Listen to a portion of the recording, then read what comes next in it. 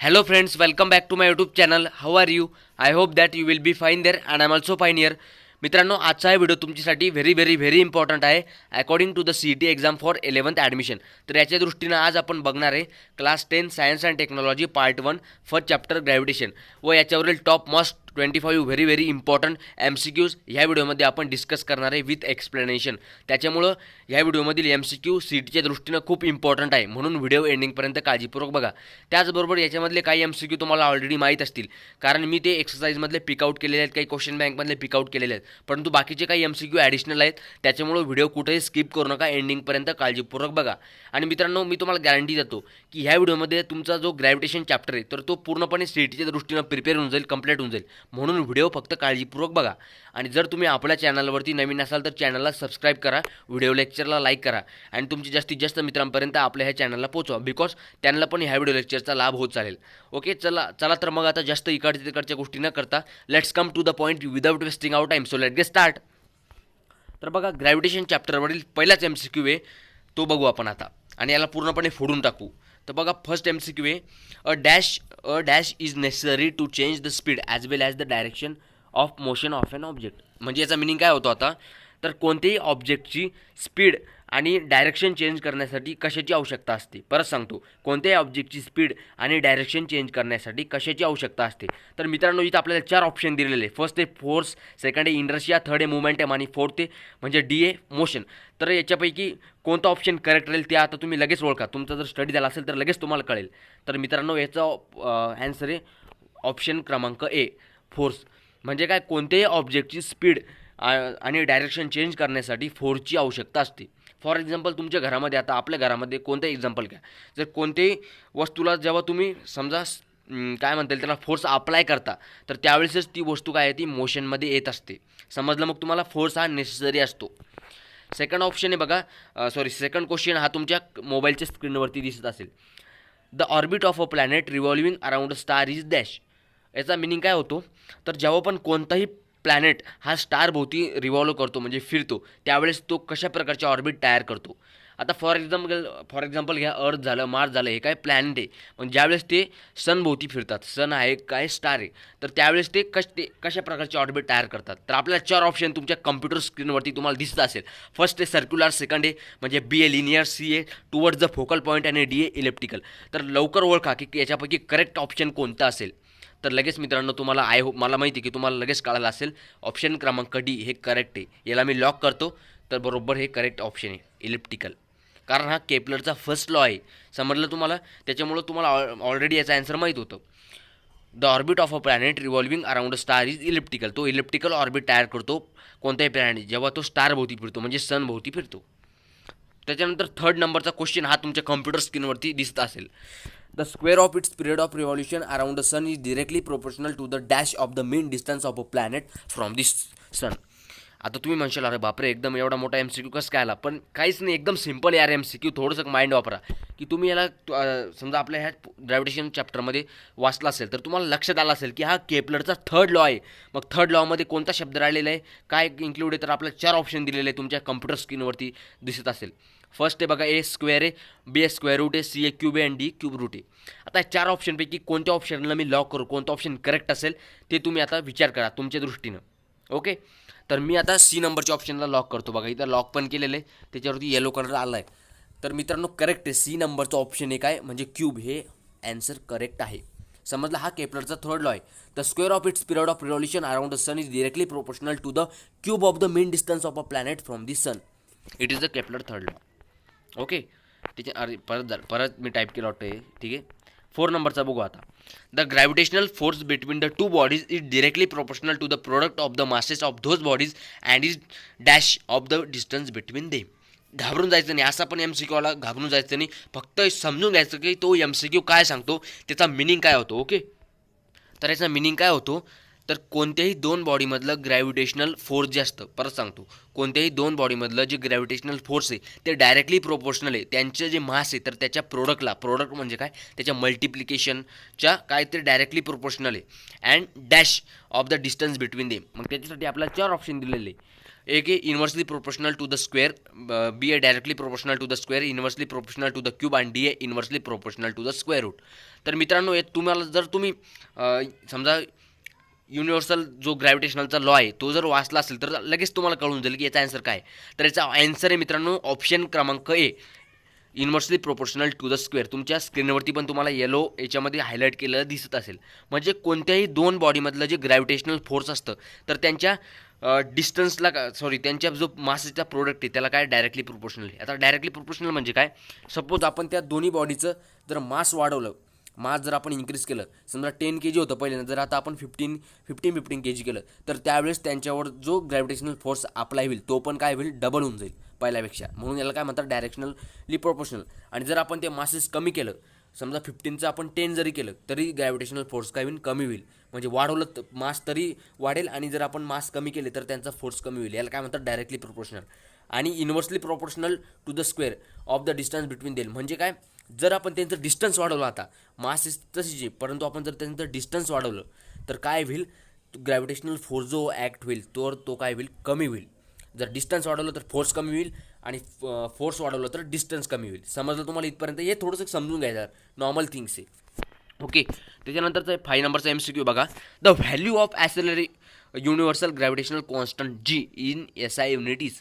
म्हणजे universal gravitational constant जो आहे जी, तर याची SI युनिटमध्ये व्हॅल्यू काय आहे. तर एकदम सिम्पल आहे बघा. तुमच्या स्क्रीनवरती, कम्प्युटर स्क्रीनवरती 4 ऑप्शन दिसत असेल. मी असंच लेक्चर इंटरेस्टिंग व्हावं म्हणून कम्प्युटर स्क्रीन म्हणते, पण तुमच्याकडे मोबाईल असेल म्हणजे मोबाईलच्या स्क्रीनवर समजून घ्या. तर 4 ऑप्शन आहे. ए बघा 6.673 × 10⁻11 Nm² पर kg². तर मित्रांनो हेच त्याचं करेक्ट आन्सर आहे. समजलं? आता हे लक्षात कसं ठेवायचं, याला रट्टा मारून टाका डायरेक्ट, एकदम सिम्पल आहे. एवढं तुम्ही लक्षात ठेवायचं. याला काय ट्रिक वगैरे काहीच नाही, फक्त एकदम नॉर्मल थिंग आहे. 6 नंबरचं क्वेश्चन आता तुमच्या मोबाईलच्या स्क्रीनवरती आलेलं आहे. The force is much weaker than other forces in nature. आता याचा मिनिंग काय होतो, एक रूल वापरायचा बघा. तुम्हाला एक सिम्पल फॅक्ट सांगतो. कोणताही क्वेश्चन असेल, इवन आता तुम्ही कोणती लॉंग बी जर क्वेश्चन करत असेल, तुम्ही 10th असेल, 9th असेल, 11th, तर त्यावेळेस काय करायचं, जो पण आपल्याला क्वेश्चन दिलेला आहे तो क्वेश्चन अगोदर आपण समजून घ्यायचा आणि त्या क्वेश्चनचा अर्थ काय होतो तो ॲनालिसिस करायचा आणि मग त्याचा आन्सर लिहायचं, सॉल्व्ह करायचं. म्हणजे एकदम इझी होऊन जाईल. समजलं? मग आता या क्वेश्चनचा अर्थ काय होतो, तर असा कोणता फोर्स आहे की तो सगळ्यात विकर आहे, बाकीच्या जे नेचरमध्ये फोर्स आहे ना तर त्या सर्व फोर्सपेक्षा हा विकर आहे. तर मित्रांनो याच्यासाठी आपल्याला 4 ऑप्शन दिलेले. तर हे 4 ऑप्शन तुमच्या मोबाईलच्या स्क्रीनवरती आलेले असेल बघा. फर्स्ट ऑप्शन आहे बघा ग्रॅव्हिटेशनल, सेकंड आहे इलेक्ट्रोमॅग्नेटिक, सी आहे न्यूक्लिअर फोर्स आणि डी आहे इंटरमॉलिक्युलर. तर याच्यापैकी करेक्ट आन्सर कोणता असेल थोडं थिंकिंग करून बघा. ऑलरेडी तुमच्या स्क्रीनवरती तुम्हाला हायलाईट केलेलं दिसतच आहे बघा. तर ग्रॅव्हिटेशनल फोर्स याचा आन्सर आहे. म्हणजे बाकीच्या नेचरमध्ये जेवढे पण फोर्स आहे तर त्या सर्व फोर्सपेक्षा सगळ्यात विकर फोर्स जर कोणता असेल तर that is gravitational force. Okay, त्याच्यानंतर बघा 7 नंबरचा MCQ बघू. The value of gravitational acceleration G is dash. म्हणजे काय, तुम्हाला ऑलरेडी फॉर्म्युला सांगितला आहे, क्वेश्चनला ॲनालिसिस करायचं. मग याचा मिनिंग काय होतो, तर ॲक्सेलरेशन ड्यू टू ग्रॅव्हिटी याची व्हॅल्यू काय आहे. समजलं? आणि याच्यात कन्फ्यूज नका होऊ. स्मॉल जी म्हणजे काय, तर ॲक्सेलरेशन ड्यू टू ग्रॅव्हिटी आहे, ठीक आहे. आणि बिग जो जी आहे, मोठा जी म्हणजे कॅपिटलमधला, तर तो काय युनिव्हर्सल ग्रॅव्हिटेशनल कॉन्स्टंटची व्हॅल्यू आहे. समजलं? आणि हा जो ॲक्सेलरेशन ड्यू टू ग्रॅव्हिटी आहे म्हणजे स्मॉल जी, तर ही याची जी व्हॅल्यू आहे तर ती बदलत असते फ्रॉम प्लेस टू प्लेस, ठीक आहे. ही कशावरती डिपेंड असते, तर मास ऑफ दी अर्थ आणि रेडियस ऑफ दी अर्थवरती. म्हणजे अदर कोणत्याही प्लॅनेटवरती गेला तर ती चेंज होत जाते. त्या प्लॅनेटच्या मासवरती डिपेंड असते ती आणि रेडियसवरती. परंतु जी जीची व्हॅल्यू आहे बिग जी म्हणजे युनिव्हर्सल ग्रॅव्हिटेशनल कॉन्स्टंट, तर याची व्हॅल्यू कुठं पण जा तुम्ही, पूर्ण जगामध्ये तुम्ही पाताळमध्ये जा, स्वर्गात जा, कुठेही जा, त्याची व्हॅल्यू ही कॉन्स्टंटच राहते. समजलं? ओ क्लिअर. मग आता बघा ॲक्सेलरेशन ड्यू टू ग्रॅव्हिटीची, याला ग्रॅव्हिटेशनल ॲक्सेलरेशनसुद्धा म्हणतात. तर याची व्हॅल्यू ही फर्स्ट ऑप्शन आहे हायस्ट ॲट दी पोल्स, म्हणजे जे पोल्स असतो त्याच्यावरती हायस्ट असते. बी आहे हायस्ट ॲट द इक्विटोर, सी आहे highest same everywhere on the surface of the earth, म्हणजे अर्थवरती ती सगळीकडेच सेम असते. आणि डी आहे लोवेस्ट ॲट दी पोल्स. तर मी तुम्हाला आत्ताच सांगितलं, काय सांगितलं की याची व्हॅल्यू सगळीकडे सेम राहू शकत नाही, ती from place to place change होत जाते. मग याचा आन्सर काय होईल, सी नंबरचा तर ऑप्शन कत्ता येणार नाही, सी नंबरचं, ठीक आहे. तर मित्रांनो याचा आन्सर आहे ए नंबरचा हायस्ट ॲट दी पोल्स. म्हणजे ॲक्सेलरेशन ड्यू टू ग्रॅव्हिटीची जी व्हॅल्यू आहे ग्रॅव्हिटेशनल ॲक्सेलरेशनची, तर ती पोलवरती सगळ्यात हायस्ट असते. मग आता जर क्वेश्चन आला तर ती पोलवरती किती असते, ठीक आहे. असं पण क्वेश्चन पुढे मी तयार केलेला आहे. तर त्याची पोलवरती व्हॅल्यू असते बघा 9.832 मीटर पर सेकंड स्क्वेअर. मित्रांनो फक्त यार एंडिंगपर्यंत राहा, तुम्हाला मजा येऊन जाईल आपल्या लेक्चरमध्ये, खूप मजा येईल. 8 नंबरचा क्वेश्चन बघा आता. The value of gravitational acceleration g is at the equator. म्हणजे ॲसलरेशन, ग्रॅव्हिटेशनल ॲसलरेशन यालाच आपण काय म्हणतो, ॲसलरेशन ड्यू टू ग्रॅव्हिटी. तर याची व्हॅल्यू ही इक्विटोरवर काय असते. ओके, याच्यासाठी आपल्याला 4 ऑप्शन गिवन आहे बघा, तुमच्या मोबाईलच्या स्क्रीनवरती दिसत असेल. फर्स्ट आहे बघा A 9.78 metre per second square, B a 9.832 metre per second square, C a 9.8 MS square आणि D a 6.67 metre per second square. तर मी तुम्हाला बघा, तर याचा करेक्ट आन्सर राहील तुमच्या कम्प्युटर स्क्रीनवरती, मोबाईल स्क्रीनवरती हायलाईट झालेलं आहे. Option number A 9.78 metre per second square. Okay, ही काय त्याची व्हॅल्यू असते ॲसलेशन ड्यू टू ग्रॅव्हिटीची इक्वेटरवरती. मग पोलवरती काय व्हॅल्यू असते याची, तर पोलवरती पण मी तुम्हाला आत्ता सांगितलं होतं बघा, ॲसलेशन ड्यू टू ग्रॅव्हिटीची पोलवरती व्हॅल्यू असते 9.832 मीटर पर सेकंड स्क्वेअर आणि इक्वेटरवरती काय व्हॅल्यू असते तर 9.78 मीटर पर सेकंड स्क्वेअर. म्हणजे हे ऑप्शन क्रमांक आहे. तर मित्रांनो असं एखाद्या वेळेस तुम्ही कन्फ्यूज होऊ शकता, जर सिटीमध्ये क्वेश्चन आला इक्वेटर आणि पोलमध्ये, तर एखाद्या वेळेस जम्पलिंग होऊ शकते, परंतु जम्पलिंग होऊ द्यायची नाही. लक्षात ठेवायचं, ह्या क्वेश्चनला इथंच फोडून टाकायचं, फोडून टाका डायरेक्ट, लक्षात ठेवून घ्या, ठीक आहे, पिऊन घे त्याला. ओके, नंतरचं बघू आपण 9 नंबरचं. The freefall of an object is possible only in dash. म्हणजे जो फ्रीफॉल जो असतो कोणत्याही ऑब्जेक्टचा, तर तो कशामध्ये पॉसिबल आहे. आता फ्रीफॉल काय तर तुम्ही शिकले असेल ऑलरेडी, पण मी इथं शॉर्टमध्ये सांगतो. तर सगळ्यात पहिला ऑप्शन आहे बघा एअर, सेकंड आहे B vacuum, C a none on the surface of the earth आणि D a none of this. मग याच्यापैकी करेक्ट आन्सर काय असेल तर ते म्हणजे ऑप्शन क्रमांक बी तुमच्या स्क्रीनवरती हायलाईट झालेलं आहे. कधी पण कोणत्या ऑब्जेक्टचा फ्रीफॉल हा फक्त व्हॅक्यूममध्ये पॉसिबल असतो. आता फ्रीफॉल म्हणजे काय तर समजा अशी ठिकाणं, फ्रीफॉल म्हणजे तुम्हाला एक सिम्पल सांगतो की जर तुम्ही असं कोणती ऑब्जेक्ट असेल आणि कोणत्याही ऑब्जेक्टला जर तुम्ही समजा एअरमध्ये जर सोडलं, रिलीज केलं, तर त्यावेळेस त्याच्यावरती खूप सारे फोर्स ॲटमॉस्फिअरमधले अप्लाय होत असतात. ओके, त्यावेळेस फ्रीफॉल घडत नाही.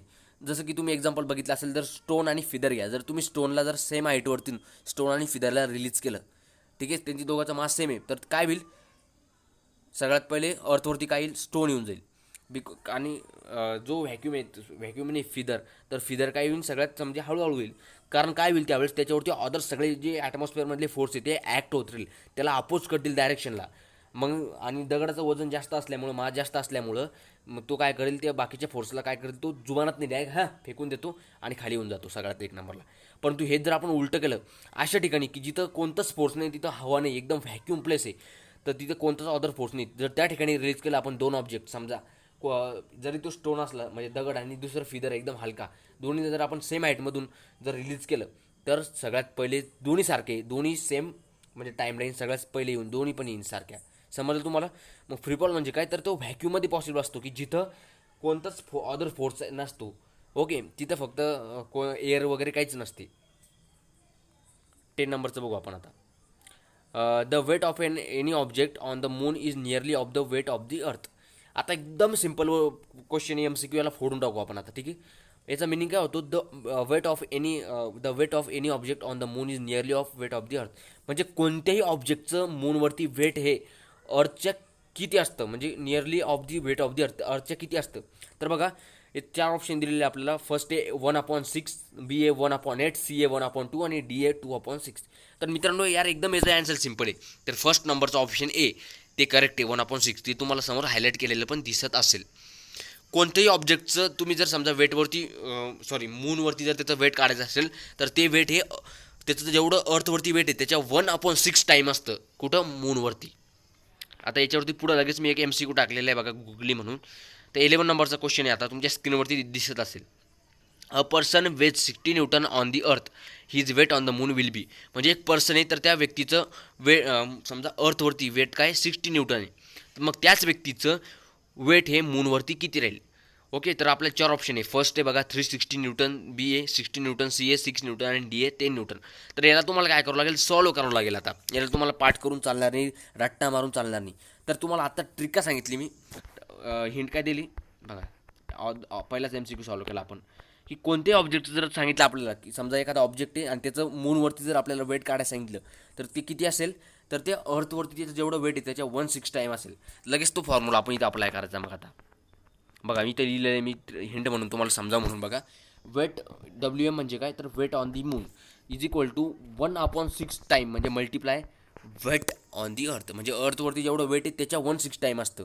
मग याला सिम्पली काय करायचं आता समजा 1/6 आहे इंटू अर्थवरती काय वेट आहे त्याचं तर त्याचं वेट आहे अर्थवरती 60 न्यूटन. मग काय होईल इथं बघा 6 10 60 म्हणजे आन्सर काय आलं 10 न्यूटन. समजलं newton is the unit of weight.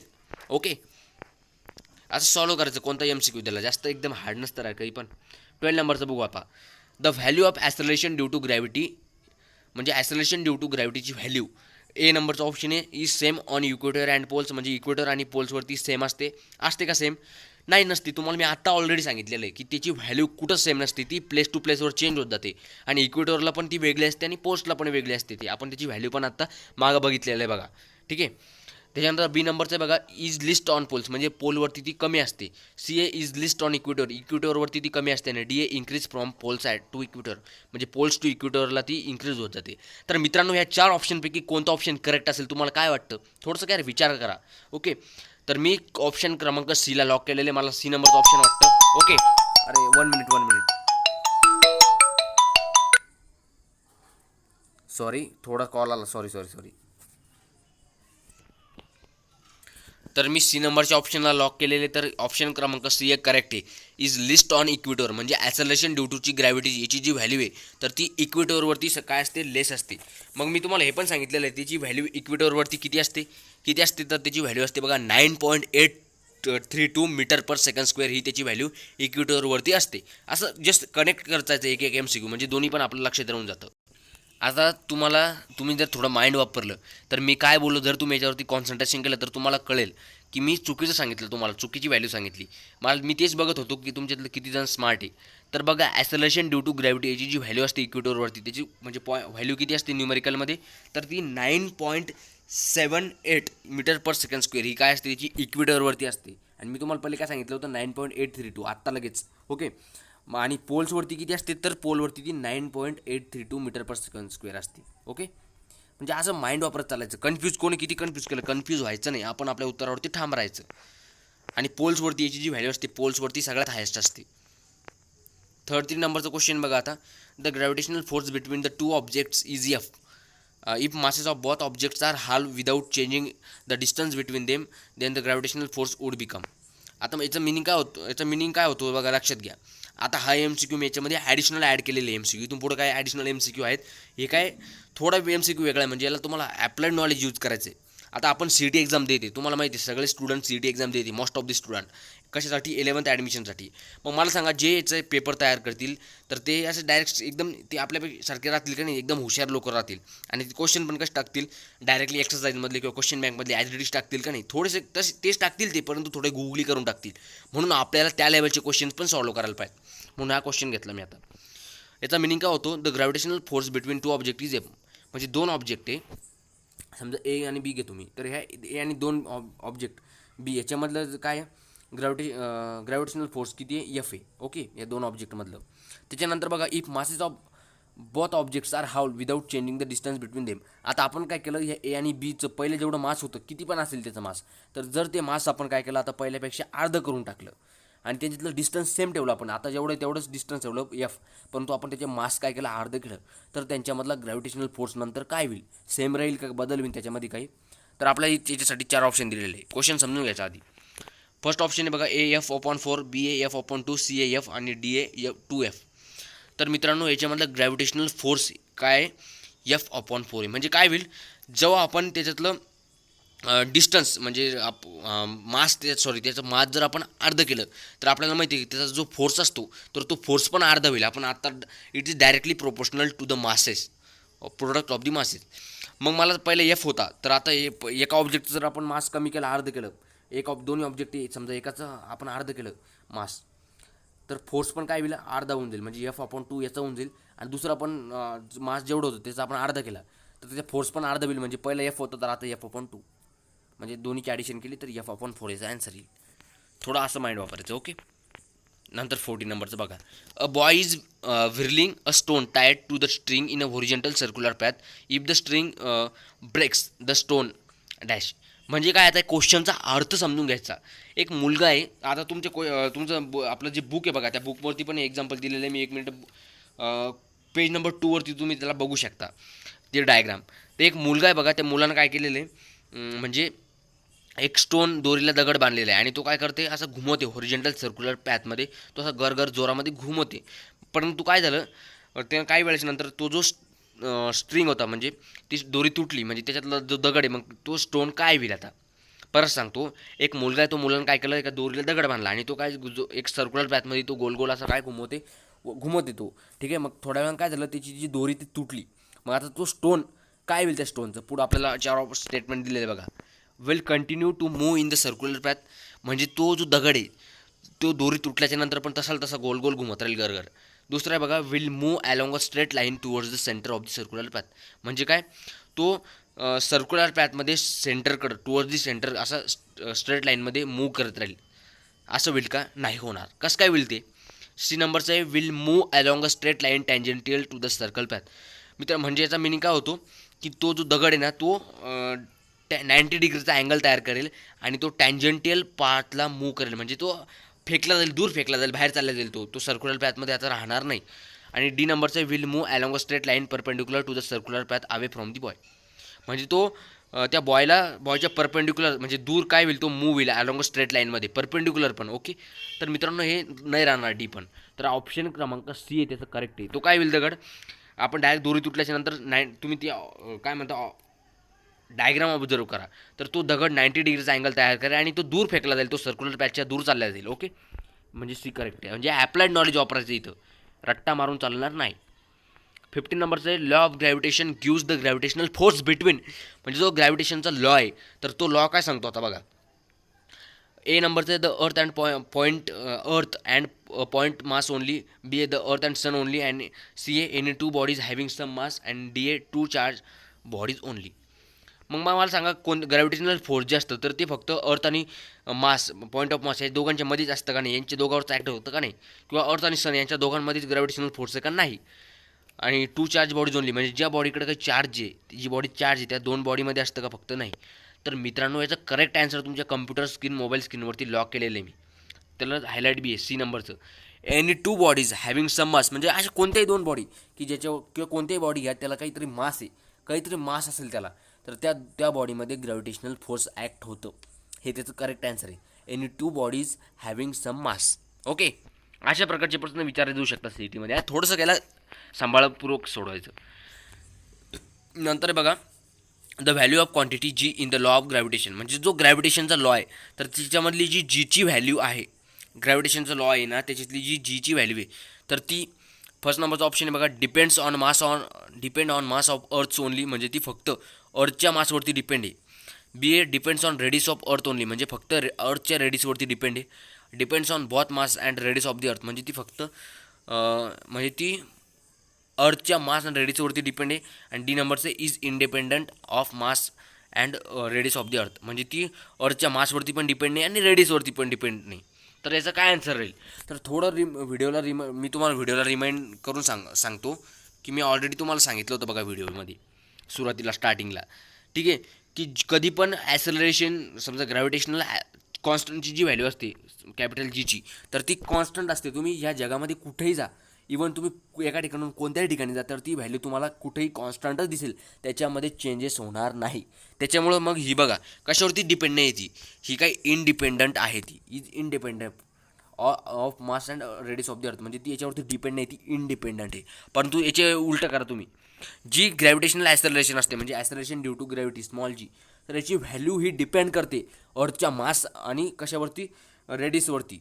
आणि ही value place to place change होत असते. तुम्ही अर्थहून कोणत्या सॅटेलाईटवर जा, दुसऱ्या कोणत्या ग्रहावर जा, तर ती व्हॅल्यू चेंज होईल, कारण तिथलं त्या प्लॅनेटचं समजा रेडियस आणि मास वेगळं असेल आपल्यापेक्षा, समजलं तुम्हाला. याच्यामुळे ती चेंजेस होत असते. तुम्हाला इथं चॅप्टर पण तुमचं थोडं कवर होऊन जाईल, रिपीट होऊन जाईल, म्हणजे तुम्हाला परत सगळं कवर करण्याची माझं परत नाही. नंतर, if the gravitational attraction of the अर्थ suddenly disappears, which of the following statement will be true. 17 नंबरचा क्वेश्चन आहे. म्हणजे काय, if the gravitational attraction of the अर्थ सडनली डिसअपियर्स, म्हणजे अर्थचं जे ग्रॅव्हिटेशनल फोर्स किंवा ग्रॅव्हिटेशनल अट्रॅक्शन आहे, जर ते सडनली डिसअपियर झालं, म्हणजे एकदम नष्ट झालं, आपण काय म्हणून समजा गायब झालं, नष्ट झालं, मग याच्यासाठी खालीलपैकी कोणतं स्टेटमेंट ट्रू राहील अशा सिच्युएशनला? फर्स्ट आहे बघा, the weight of a body will become zero but the mass will remain same. The weight of a body will remain same but the mass will become zero म्हणजे काय? पहिल्याचा ऑप्शनचा अर्थ आहे बघा की जे कोणत्या बॉडीचा अर्थ आहे, समजा ह्या अर्थवरती जेवढ्या पण गोष्टी असतील तर त्याचं जे वेट आहे ते झिरो होऊन जाईल, परंतु मास हे काय होईल, सेम राहील.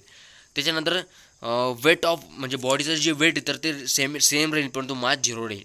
आणि सी नंबरचे बघा, बॉथ मास आणि वेट काय होईल, झिरो होईल. आणि डी नंबरचे neither mass or not weight become zero म्हणजे मास पण झिरो होणार नाही आणि वेट पण झिरो होणार नाही. तर थोडा विचार करा, रट्टा मारून चालणार नाही, विचार करा, तुम्हाला लगेच ॲन्सर मिळून जाईल. ओके, तर मित्रांनो याचा ॲन्सर आहे ऑप्शन क्रमांक ए. तुमच्या स्क्रीनवरती हायलाईट पण झालेलं दिसत असेल. The weight of a body will become zero but the mass will remain same म्हणजे ग्रॅव्हिटेशनल अट्रॅक्शन किंवा ग्रॅव्हिटेशनल फोर्स जरी काय म्हणता येईल त्याला डिसॲपियर झालं तरी पण त्या कोणत्याही बॉडीचं वेट जे असेल, वेट म्हणजे वजन, ठीक आहे ना, तर ते वेट झिरो होऊन जाईल. ठीक आहे, जेवढं असेल त्याच्यापेक्षा झिरो होऊन जाईल, परंतु त्याचा मास हे सेम राहील. मास काय राहील, कधी कॉन्स्टंट राहील. त्याचं जरी ग्रॅव्हिटेशनल अट्रॅक्शन डिसॲपियर झालं परंतु त्याचं मास हे रिमेन सेम राहील. म्हणजे अशा टाईपचा पण क्वेश्चन विचारला जाऊ शकतो. गुगली क्वेश्चन आहे, कन्फ्युजन क्रिएट करू शकतो. कारण चारही ऑप्शन बघा मोठे मोठे आणि थोडेसे आलटून पालटून केलेले आहेत त्यांनी स्टेटमेंट. फक्त इथं अप्लाइड नॉलेज वापरायचं, थोडा विचार करायचा आणि तुम्हाला आन्सर मिळेल. हां, नंतर बघा 18 नंबरचं, two particles are place at a some distance if the mass of each of the two particles is double keeping the distance between them unchange then the value of gravitational force between them will be. आता हा पण काय थोडासा applied practical question, याला थोडं analysis करून घ्यायचं. Two particles are place at some distance म्हणजे कोणतेही दोन वस्तू घ्या किंवा कोणती दोन पार्टिकल घ्या वस्तू, त्याला आपण काहीतरी डिस्टन्सवर ठेवलं, सर्टन डिस्टन्सवरती आपण त्यांना ठेवलं. मग नंतर बघा काय सांगतं, if the mass of each of to particles is double. मग आपण काय केलं, आता ह्या दोन्ही ऑब्जेक्टचं पहिलं जेवढं मास असेल, काही असेल, आता समजा 2 असेल 3 असेल मास, तर आपण काय केलं त्याला आता डबल केलं. पहिल्यापेक्षा जेवढं असेल त्याचे आपण मास काय केलं, डबल केलं. आणि परंतु त्यांच्यातलं जे डिस्टन्स आहे तर हे डिस्टन्स काय आपण अनचेंज म्हणजे चेंज केलं नाही. डिस्टन्स कॉन्स्टंट आहे, परंतु आपण काय केलं, त्यांचं मास पहिल्यापेक्षा पहिले जेवढं असेल, समजा 5 kg असेल तर आपण आता डबल केलं, 10 केलं. पहिले 10 असेल तर आता आपण 20 केलं, दोन्हीचं पण. ओके, जेवढं असेल तेवढं डबल केलं. मग काय सांगतं इथं, the value of gravitational force between them will बी. मग अशा वेळेस त्यांच्यामधलं जे ग्रॅव्हिटेशनल फोर्सची तर त्याची व्हॅल्यू काय होईल? Option A 14 times, B a 4 times, C a unchange आणि 12 आणि डी ए 12 टाइम्स म्हणजे हे टाइम्स काय तर ती 12 टाइम्स होऊन जाईल पहिल्यापेक्षा किंवा पहिल्यापेक्षा 4 टाइम्स होऊन जाईल त्याची व्हॅल्यू, किंवा चेंजेस होणार नाही, पहिले जेवढी तेवढीच राहील. आणि त्याच्यानंतर डी ए 12 टाइम्स म्हणजे 12 टाइम्स त्याची व्हॅल्यू काय होईल, वाढेल. 12 टाइम्स होऊन जाईल पहिल्यापेक्षा. तर याचं थोडंसं आपण आता ग्रॅव्हिटेशनच्या लॉकडे जाऊ. ओके, मग मला सांगा, मी तुम्हाला आत्ताच सांगितलं होतं की ही जे समजा ग्रॅव्हिटेशनची जी व्हॅल्यू आहे, समजा ग्रॅव्हिटेशन फोर्सची जी व्हॅल्यू आहे तर ती it is directly proportional to the product of the masses. पहिलाच क्वेश्चन होता बघा, पहिला आय थिंक क्वेश्चन झालेला आहे, आम्ही त्याच्यामध्ये रिपीट झालेला आहे क्वेश्चन. ठीक आहे, अशा टाईपचं पहिले पण. तर मला सांगा, मग जर याचा मिनिंग काय होतं डायरेक्टली प्रोपोर्शनलचा, जर आपण कोणत्याही समजा दोन बॉडी त्याच्यातला मास जर आपण वाढवलं, डबल केलं, इन्क्रीज केलं, तर त्यावेळेस त्याच्यातला जो ग्रॅव्हिटेशनल फोर्स आहे तो सुद्धा पहिल्यापेक्षा इन्क्रीज होतो. आणि जर आपण त्याच्यातलं मास कमी केलं तर त्याचा फोर्स पण कमी होतो. याला काय म्हणतात, डायरेक्टली प्रोपोर्शनल. मग मला सांगा, ह्या स्टेटमेंटमध्ये काय केलेलं आहे आपण, की त्या दोन बॉडीमधलं फोर्स जे पहिले समजा मास होतं पहिले जेवढं असेल तर आपण त्याला डबल केला आता. मग अकॉर्डिंग टू धिस लॉ तर त्यांच्यातलं ग्रॅव्हिटेशनल फोर्स पण पहिल्यापेक्षा डबल होऊन जाईल म्हणजे 4 टाइम्स इन्क्रीज होईल. काय होईल, तो 4 टाइम इन्क्रीज होईल. 4 टाइम कसा, पहिले याचं जेवढं होतं आपण याचं डबल केलं म्हणजे याच्यावरती फोर्स काय 2 टाइम्स वाढला, मग डबल याच्यावरती फोर्स पण डबल लागेल. आणि याच्यावरती पहिले जेवढं मास होतं आपण याच्यात डबल केलं, मग याचा फोर्स पण पहिल्यापेक्षा डबल लागेल म्हणजे 2 टाइम्स डबल लागेल याचा म्हणजे 2दा 2 टाइम्स. ओके, मग या दोन्हीची ॲडिशन करा, 2 + 2 = 4 म्हणजे 4 टाइम्स पहिल्यापेक्षा फोर्स वाढेल, इन्क्रीज होईल, यांच्यावरती अप्लाय होईल. हे त्याचा आन्सर आहे. एकदम सिम्पल आहे, फक्त लॉवरती फोकस करायचा की हा जो लॉ आहे, लॉ काय सांगतो, लॉवरती जर आपण फोकस केला ना तर आपलं एकदम सिम्पल होऊन जाईल. तो लॉ सांगतो बघा, every object in the universe attracts every other object within a definite force. आणि हा जो ग्रॅव्हिटेशनल फोर्स आहे तर it is directly proportional to the product of the mass of two object and inversely proportional square of the distance between them. म्हणजे जर आपण inversely proportional म्हणजे त्यांचं जर आपण डिस्टन्स समजा कमी केलं तर तो फोर्स वाढेल, आणि आपण जर डिस्टन्स वाढवलं तर फोर्स कमी होईल, असं इन्व्हर्सली प्रोपोर्शनलचा अर्थ आहे. थोडंसं कन्फ्यूज होऊ नका.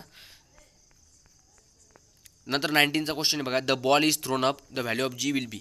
आता एक बॉल आहे, आपण तो वरती फेकला किंवा कोणती वस्तू घ्या, जेव्हा आपण त्याला वरती फेकतो तर त्यावेळेस त्याची जी ग्रॅव्हिटेशनल ॲक्सलरेशनची व्हॅल्यू असते म्हणजे ॲक्सलरेशन ड्यू टू ग्रॅव्हिटीची व्हॅल्यू तर ती काय होईल? ए नंबरचं 0, B a positive, C a negative, D a negligible. तर यार एकदम सिम्पल क्वेश्चन आहे, एकदम यार बच्चो का खेळ आहे. तर आपले तुम्ही ऑलरेडी शिकले असेल बघा, न्यूमरिकल सॉल्व करताना याचा नक्की डेफिनेटली यूज होत असतो बघा. ओके, तर जेव्हा पण आपण कोणतीही वस्तूला आपण खालून वरती फेकतो, म्हणजे अर्थ सरफेस समजा इथून वरती फेकतो, तर त्यावेळेस ग्रॅव्हिटेशनल ॲक्सलरेशनची व्हॅल्यू आपल्याला कधी पण निगेटिव्ह घ्यावं लागते, म्हणजे ती निगेटिव्ह असते. आणि मग ज्यावेळेस वरतून ती ऑब्जेक्ट खाली येते तर त्याची व्हॅल्यू पॉझिटिव्ह असते. समजलं? मग याचा आन्सर काय होईल? निगेटिव्ह. खालून वरती गेली म्हणजे निगेटिव्ह, वरतून खाली आली म्हणजे पॉझिटिव्ह. 20 नंबरचा क्वेश्चन बघू आता. The gravitational force between two particles separated by distance r varies as. चार ऑप्शन आहे बघा. ए नंबरचं आहे 1/r, बी नंबरचं आहे आर, सी नंबरचं आहे r², डी नंबरचं आहे 1/r². तर मित्रांनो याच्यापैकी जे आपलं करेक्ट आन्सर आहे ते 1/r² आहे. तिथं आपला आन्सर करेक्ट आहे. आय थिंक व्हिडिओची लेंथ ती 30 मिनिट झालेली आहे, बट चिल व्हिडिओला टिकून राहा. नंतर बी नंबर आता संपत झालं 2-3 क्वेश्चन राहिले. सेकंड आहे बघा. In the usual notation the acceleration due to gravity at a height h from the surface of the earth is dash. म्हणजे काय? समजा जर usually g acceleration due to ग्रॅव्हिटीची जी व्हॅल्यू आहे, समजा परत सांग, म्हणजे ॲक्सलरेशन ड्यू टू ग्रॅव्हिटी याची व्हॅल्यू अर्थ सरफेसच्या वरती काय राहिली, अर्थ सरफेसच्या वरती काय राहिली, म्हणजे प्लस हाईट करायची आपल्याला. इथं 4 ऑप्शन आहे बघा आपल्याला. G is equal to G M upon R plus h. B आहे बघा g is equal to G M upon √r plus h. C आहे बघा g is equal to G M upon R plus h square. आणि D आहे g is equal to G M into R plus h square. तर एकदम तुम्ही जर observe केलं, क्वेश्चनवरती गौर केलं, तर आपल्याला माहिती आहे जी समजा अर्थ सरफेसवरती ॲक्सलरेशन ड्यू टू ग्रॅव्हिटीची व्हॅल्यू काय, फॉर्म्युला काय असतो, value G M plus R, G M upon r² असते. ठीक आहे, जी एम अपॉन r². परंतु आता आपण काय केलं, असं आपल्याला काय सांगितलं त्यांनी, अर्थ सरफेसच्या वरती जर आपण एखादी वस्तू ठेवली किंवा अर्थ सरफेसच्या वरती काय व्हॅल्यू राहील, तर काय होईल, आपल्याला हाईट इन्क्रीज झाली इथं. मग आपल्याला अर्थ सरफेसच्या वरती म्हणजे हाईट इन्क्रीज झाली, तर आपल्याला इथं प्लस हाईट करावं लागेल या फॉर्म्युल्यामध्ये. म्हणजे काय होईल, g is equal to G M upon R. तर हे r² तर ऑलरेडी होतं, पण आता आपल्याला एच प्लस करायचं आहे, म्हणजे अर्थ सरफेसच्या वरती, म्हणजे आर प्लस एच स्क्वेअर होऊन जाईल. म्हणजे ऑप्शन क्रमांक सी हे करेक्ट राहील. मी तुम्हाला एक्सप्लेनेशन सोबत सांगते, एक्सप्लेनेशनची गरज नाही तर आपला व्हिडिओ पहिलेच संपला असता 10 मिनिटात. पण एक्सप्लेनेशन इज व्हेरी इम्पॉर्टंट. नंतर थर्ड नंबरचं, if the weight of a body on the earth surface is 60 newton, its weight on the moon surface will be about. म्हणजे एक बॉडी, आता पहिला अशा टाईपचं MCQ पहिले पण झालेले आहे, तुम्हाला ट्रिक पण सांगितली होती. मी काय करतो, तुम्हाला एक टास्क आता आहे, हे MCQ तुम्ही सॉल्व करा. मला कमेंट सेक्शनमध्ये याचा आन्सर सांगा तुम्ही सॉल्व करून. याचा अर्थ काय सांगतो, अर्थ समजून सांगतो की एक ऑब्जेक्ट, एक बॉडी आहे, त्याचं अर्थ सरफेसवरती वेट काय 60 न्यूटन आहे, तर त्याचा मूनवरती काय वेट राहील. तर हाच क्वेश्चन आहे, हाच क्वेश्चन रिपीट झालेला आहे बघा, हाच क्वेश्चन होता तो. तर काय वेट राहील, एकदम सिम्पल आहे, 60 न्यूटन इंटू 1/6 करायचं आपल्याला. 6 × 60, कारण अर्थ सरफेसवरती जेवढं वेट असतं कोणत्याही बॉडीचं, तर त्याच्या 1/6 टाइम्स काय वेट मूनवरती राहतं. ओके, तो हाच क्वेश्चन आहे, सॉरी रिपीट झाला. नंतरचं बघा, the weight of a body on the earth surface is equal to dash. मग एक बॉडी आहे, त्याचं अर्थ सरफेसवरती वेट काय राहील, अर्थ सरफेसवरती. तर यार एकदम सिम्पल आहे, काय वेट राहील त्याचं अर्थ सरफेसवरती, तुम्हाला विचार करा बघा थोडा. तर त्याचं अर्थ सरफेसवरती वेट राहील बघा GM/r². हा फॉर्म्युला पण आपण या चॅप्टरमध्ये शिकलेलो आहे. तर त्याच्यामुळं GM, समजा हे जे कॅपिटल G आहे तर ग्रॅव्हिटेशनल कॉन्स्टंट आहे, M म्हणजे मास ऑफ दी अर्थ आहे, कॅपिटल M म्हणजे काय असतं, अर्थचं मास असतं त्या, आणि स्मॉल m म्हणजे समजा त्या बॉडीचं, म्हणजे जो वस्तू आहे त्या वस्तूचं मास काय M आहे. समजला? कन्फ्यूज व्हायचं नाही. 5 नंबरचं बघा, the escape velocity of a body from the earth surface, म्हणजे V इस्केप. ठीक आहे, U इस्केप, V इस्केप काय इथे दिलेलं आहे. तर काय राहील, ठीक आहे, इस्केप व्हेलॉसिटीची व्हॅल्यू. तर 4 ऑप्शन दिलेले आहे बघा, √GM/r, बी ए 2 √GM/r, सी ए 2 √2GM/r, आणि डी ए √GM/2r. तर मित्रांनो याचं करेक्ट आन्सर जे आपलं राहणार आहे काय राहील, थोडं तुम्ही विचार करत चला, मी सांगायच्या पहिले पण. तर सी नंबरचं त्याचा ऑप्शन करेक्ट राहील, √2GM/r. फॉर्म्युल्यावर फोकस करा. समजलं? थोडंसं आपण आपला माइंड यूज करत चला, जे शिकलेलं ते रिवाईज करत चला. आणि आता हे टास्क तुमच्यासाठी आहे, हे टास्क आहे तुमच्यासाठी. हा क्वेश्चन नवीन आहे. What will be the weight of a person on the earth who weighs 9 newton on the moon. म्हणजे एका व्यक्तीचं वेट आहे मूनवरती, तर ते 9 न्यूटन आहे, तर ते अर्थवरती किती राहील, तर ते तुम्हाला फाइंड करायचं आहे. आता हे तुम्ही फाइंड करा आणि मला कमेंट सेक्शनमध्ये कमेंट करा, मी चेक करेल आणि तुम्हाला नक्की रिप्लाय पण देईल. ओके, तर मित्रांनो आय होप आजचा व्हिडिओ इथपर्यंत होता. तुम्हाला सगळं व्हिडिओ समजला असेल, एंडिंगपर्यंत सगळे कॉन्सेप्ट क्लिअर झाले असतील, सगळे क्वेश्चन्स तुम्हाला बारकाईने समजले असेल. आणि याच्यावरती आणखीन पण माझ्याकडे क्वेश्चन होते प्रॅक्टिससाठी आणखीन पण. जर तुम्हाला लागत असतील तर मला कमेंट सेक्शनमध्ये तुम्ही सांगू शकता. I will be proceed on that. Okay. So I hope आजचा व्हिडिओ तुम्हाला आवडला असेल. जर आवडला तर लाईक करा, डेफिनेटली आवडला लाईक करा, चॅनलला सबस्क्राईब करा आणि तुमच्या जास्तीत जास्त मित्रांपर्यंत आपल्या या चॅनलला पोहोचवा. चला तर मग आपण आता भेटूया नेक्स्ट व्हिडिओमध्ये. तोपर्यंत तुम्ही तुमच्या घरी राहा, आनंदी राहा, सुखी राहा. Bye bye, take care, have a nice day, be positive and confident, keep studying, peace out, bye.